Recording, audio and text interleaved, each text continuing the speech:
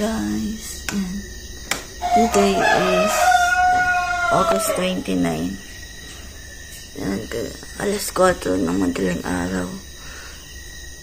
Kailangan na bumaba ni Papa sa tindahan. So, mag-prepare muna ako ng mga dadalhin niya.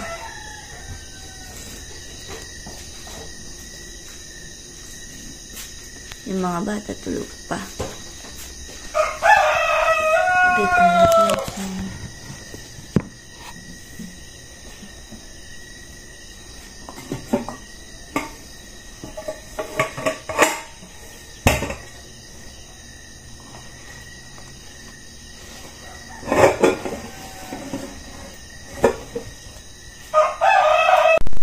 Yan guys, si Papa nangunguha ng dahon ngayon. Kukuha muna siya ng dahon para sa pastel. And ako is maglilinis na muna ako kasi meron pa akong mga hugasin doon. Kagabi kasi hindi ako naghugas.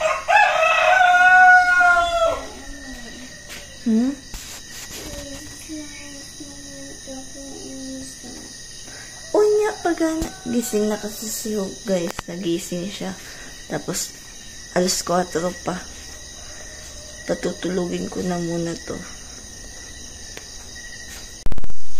Yes, nakapag-ano na ako ng kape. Ang hina ng boses ko.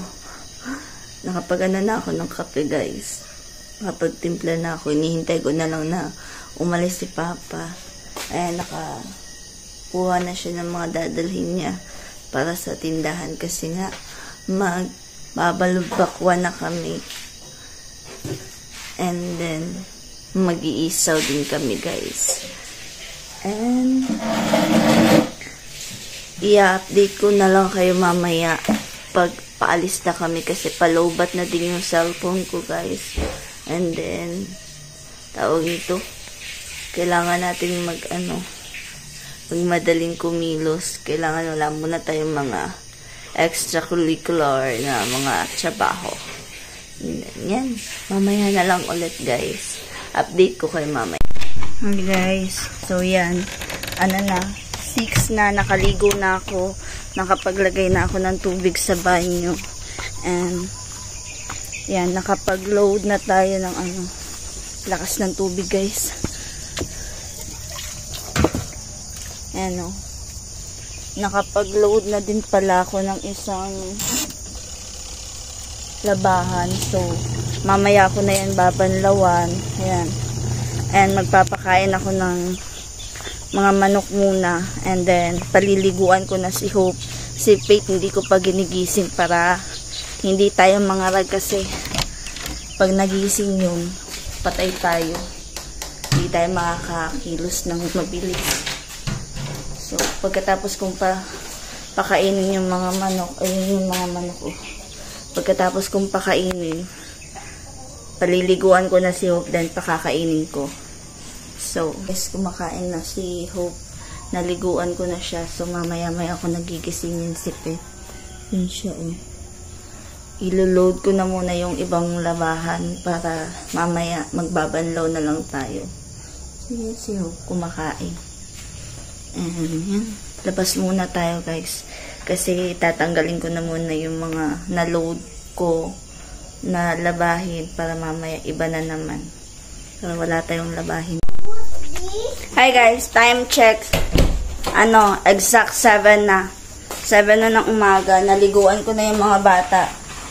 Tapos, si Pet, iiwan lang natin to dito sa papa niya.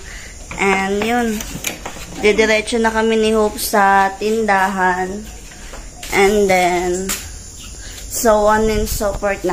Mamaya na lang ako mag-update guys. Kasi nawiwindang na ako. Malit na bag lang yung dadalhin ko. And then, list na tayo. So, nakapag-load ako ng 2 labahin. And pinupuno ko pa yung yung container. Para exact makalis na tayo. Dali na. Paalis na kami guys. So yan.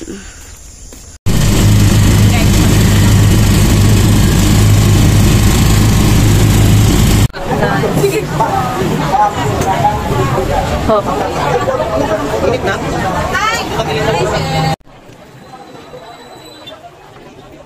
Yan. Che. Grade ano, Che.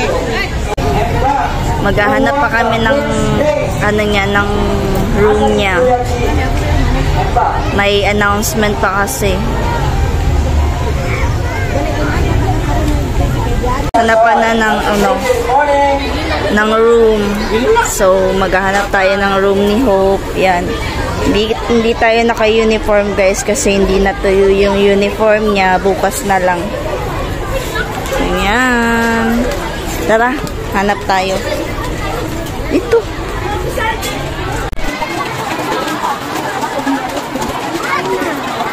Room si Hope. Naghahanap pa kami ng room niya. Ang init-init. So, hanap muna tayo ng room ni Hope. Sa wakas guys, nakita na namin. Andyan si Hope. Ay, salamat. Nandito siya sa morning session. So, yan.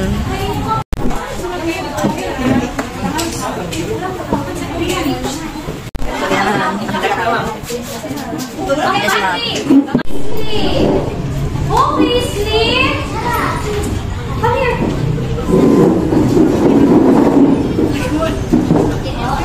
Miss Gun ang tingog, ha? Ilaw niya ako. Ready, go.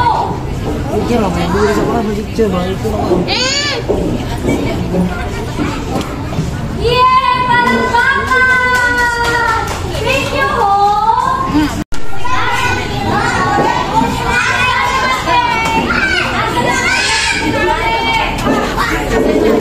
Uwian na sila guys. So yan. Uwi na kami. Ay, hindi pa kami uwi. Mamimili pa kami. Si Hope. Ng sando si Hope. Yung malaki-laki sana nito. Ito. Tingin ko ito. Malaki-laki ito. Kasi kailangan niya magsando. Ano ma? So yan. Bibili natin siya ng sando. Sukat lang sa uniform. Grocery tayo. Grocery.